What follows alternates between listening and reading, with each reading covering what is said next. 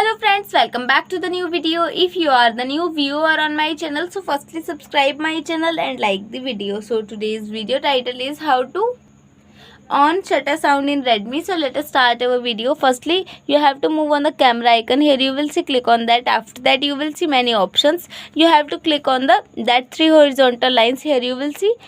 After that click on that. After that you will see many options. You have to click on the setting option. After that scroll up some more, and here you will see many options, and here you will also see shutter sound option, which is already off. So firstly, on shutter sound, it means that it produce sound when we click the photo. I will show you.